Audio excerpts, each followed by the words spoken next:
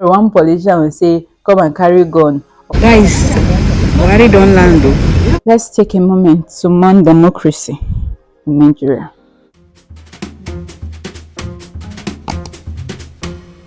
Hello, beautiful people. It's Dr. Lilian here. How are you doing today? I hope you're doing good. Welcome and welcome back again to my channel.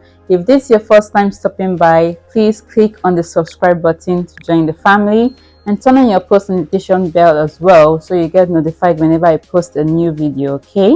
Yeah, and don't forget to like, share, and leave a comment below in the comment section so you can personally interact with me, okay? Happy new month, guys. Happy new month.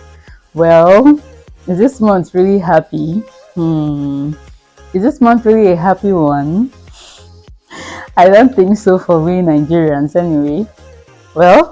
Well, speaking for majority of Nigerians, I don't think it's a happy one because it seems we've just been launched into the era of corn, agbado, and cassava.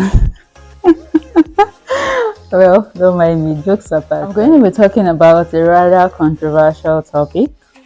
Yeah, the presidential elections of Nigeria. So, in case you don't know, on the 25th of February 2023 was the general elections of Nigeria. But the most talked about was the presidential elections. And why is this so? Because the president of Nigeria is a very strong personality.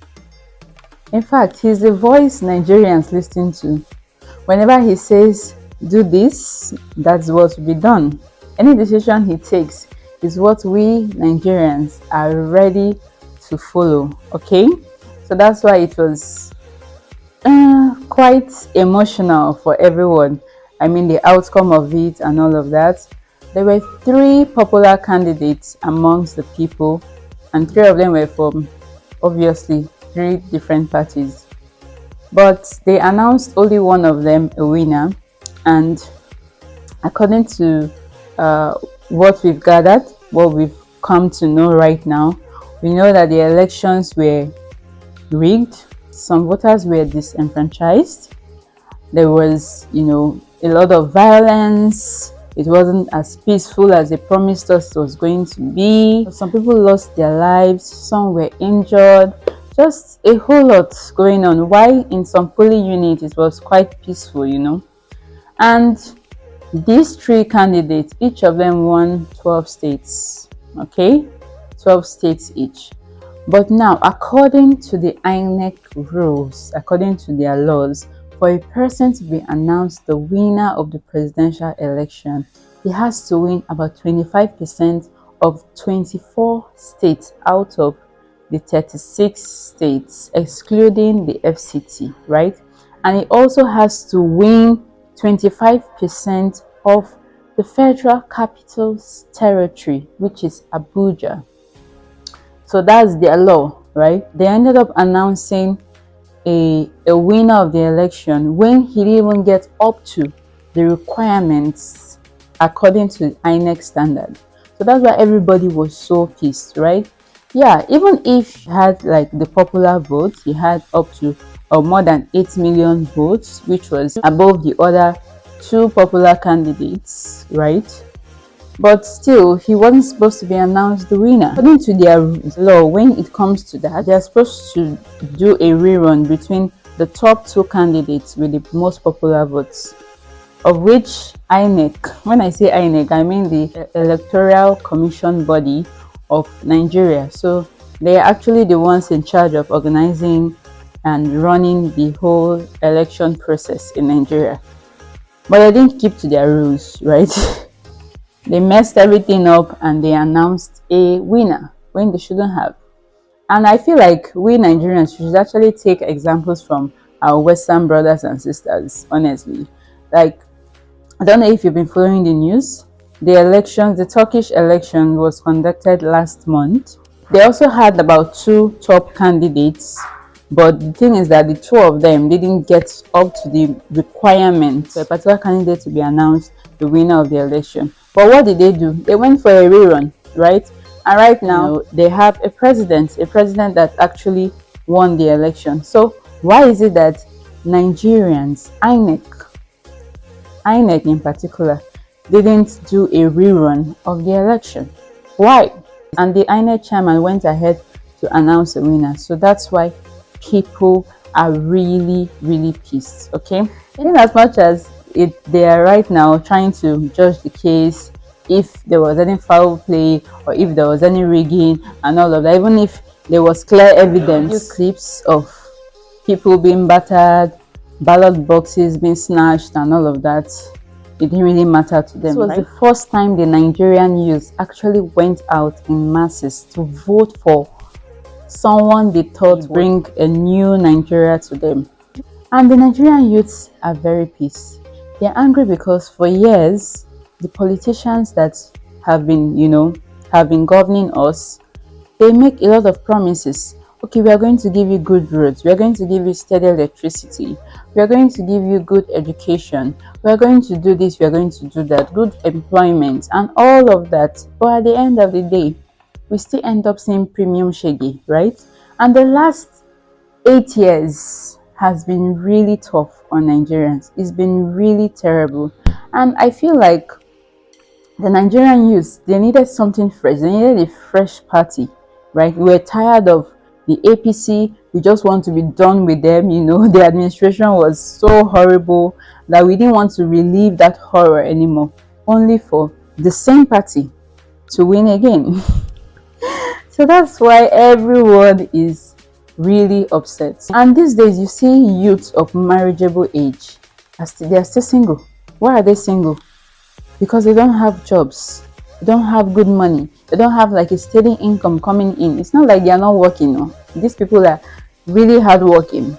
It's not like they are lazy, as the ex-president addressed us as what. We are not lazy. Nigerian youths are very hardworking.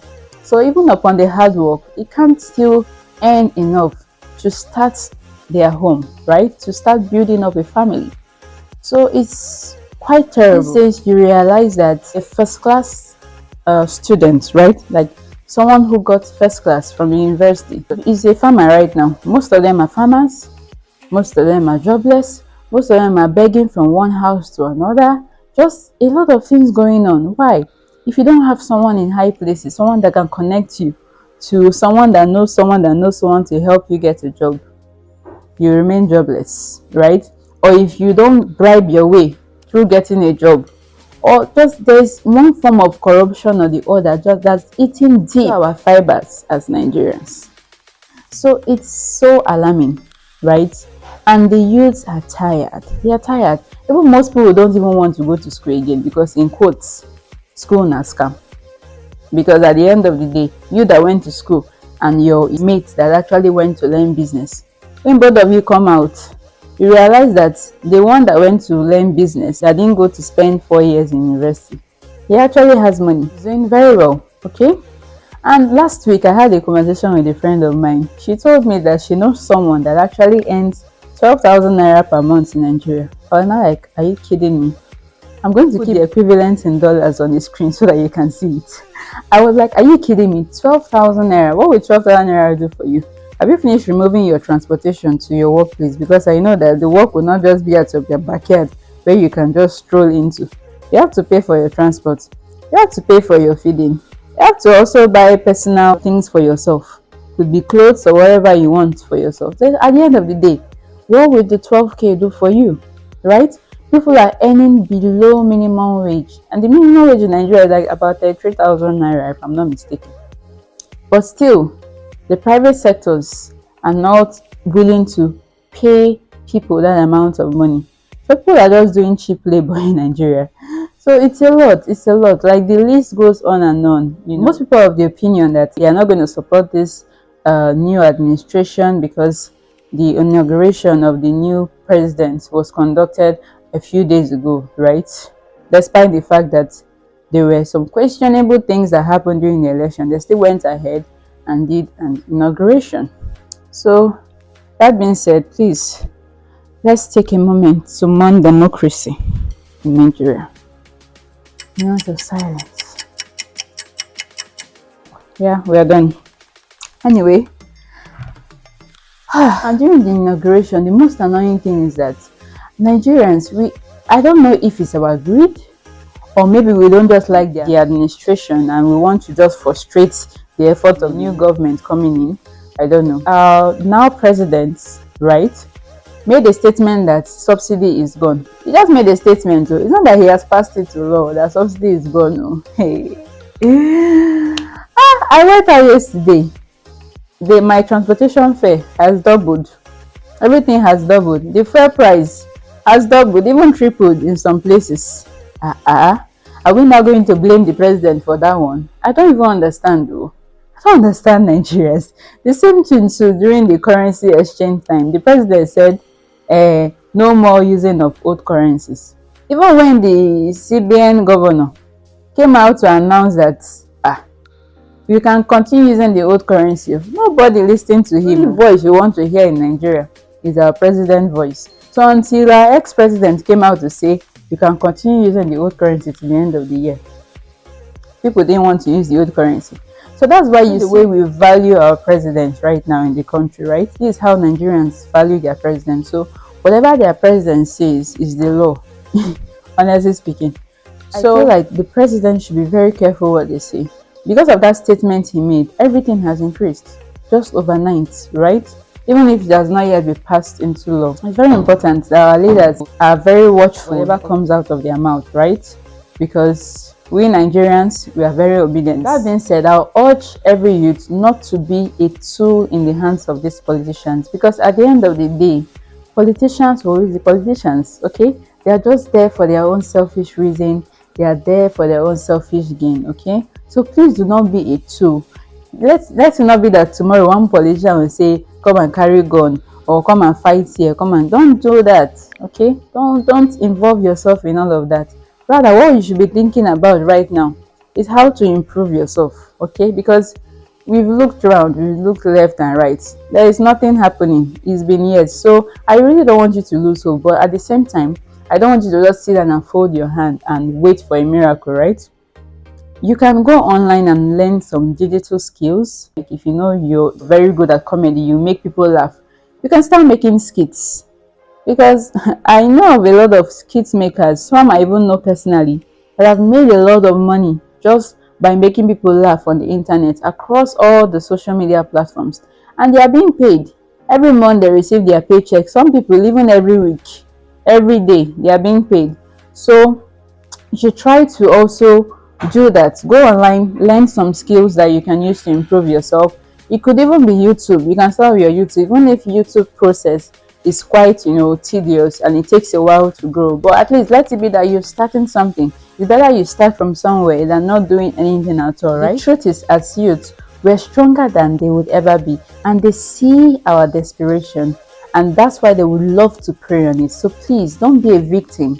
Don't be a victim to your plans or whatever. Is during an election, is that telling you, oh, your best friend is not from your place, you're not from the same tribe, and therefore you should start treating them some sort of way or whatever. No, don't buy into those bullshit. Some of my best girls, as a matter of fact, are not from the same tribe as myself, right? We are from entirely different tribes, and we still vibe, we are still good, we still love each other. So please, don't go hating on your neighbor because your neighbor is not from your tribe and all of that. Don't buy into that, okay? Let's just wait and see the outcome of this tribunal, right? Let's allow the judiciary system of our country to go to work. I know right now it's difficult for us to trust them because they are still the same people making the rules and they are the ones still breaking it. But yeah, let's just trust the process and trust that whatever the outcome of the tribunal will be in favor of the people. Okay, that's all I have to say. Thank you so much for watching. If you have any contribution or whatsoever, or you have an opinion you like us to talk about, or anything you want us to talk about regarding this issue, do leave them in the comment section, okay? And then we will chat personally, but please be very respectful. I don't condone disrespects on my channel, so try to buttress your points without disrespecting anybody. Let's allow love lead, basically, in the comment section. Yes. And don't forget to like this video, share to a friend, And yeah, till my next video, have a lovely day and God bless Nigeria. Love you. Bye bye.